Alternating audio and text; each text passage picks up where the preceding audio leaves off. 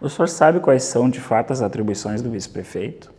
O vice-prefeito, ele assume no lugar do prefeito, na sua ausência, por os motivos mais diversos, mas, por outro lado, hoje se faz necessário ele atuar diariamente, né? Porque a cidade tem uma série de demandas e um prefeito sozinho não consegue dar conta disso, embora exista toda uma equipe técnica, né, de assessoramento e a própria máquina em si que tem as suas atribuições, mas as cidades hoje exigem mais agilidade. Então, acho que o prefeito e o vice têm que trabalhar juntos, que foram eleitos também, né? Mesmo que eu brinque que não dão muita atenção para o vice, que não vai nem retrato na parede, né? Pois é. Mas a gente tem em Montenegro até um histórico interessante de prefeitos e vices, nos últimos anos pelo menos, que se dão bem. O caso do Ivan e do seu Edgar Almeida, o caso do prefeito Percival e do primeiro vice, que foi o Dr. Paulé, e agora o Dr. Marcos, que tem também uma participação bastante ativa no governo. Qual é que vai ser o seu papel na administração caso vocês vençam a eleição? Então, trabalhar em conjunto com a equipe, não é?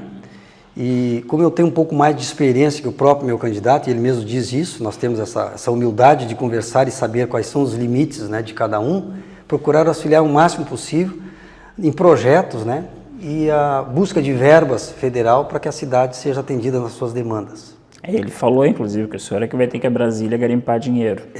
Isso que eu acho importante do Chacal. O Chacal é uma pessoa extraordinária, viu? Ele não tem o estudo, mas ele tem a sabedoria. E ele é muito humilde em reconhecer isso, eu acho bonito da parte dele. Certo.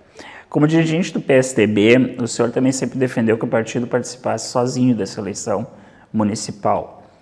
Por que essa restrição à presença de outras legendas numa composição no governo? Porque ela complica, até pela experiência que eu vivenciei, não é? E achei por bem assim, a única maneira dos partidos se fortificarem e serem realmente representantes de uma proposta é ir para uma campanha e colocar essa proposta. Porque a responsabilidade é do eleitor em votar. Ele que dá a palavra final. Ao passo que numa coligação, você assume determinados compromissos e essa coligação ela fica sem as impressões digitais. E quando ocorre falhas, você não consegue aprovar o crime, entre aspas, porque ela não tem impressão digital.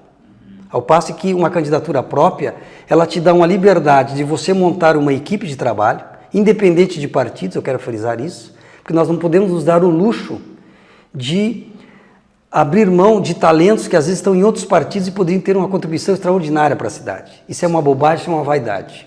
Ele pode simplesmente vir a cooperar com a sua cidade, fazendo parte de uma administração, sem se violentar com isso em trocar de ficha. Não, ele pode continuar afiliado ao seu partido. Mas se a coisa for clara e você disser para a população, eu estou convidando fulano de tal porque ele tem competência para isso, o povo vai entender. Porque as pesquisas têm mostrado, eles votam mais nas pessoas do que nos partidos, porque os partidos estão desmoralizados.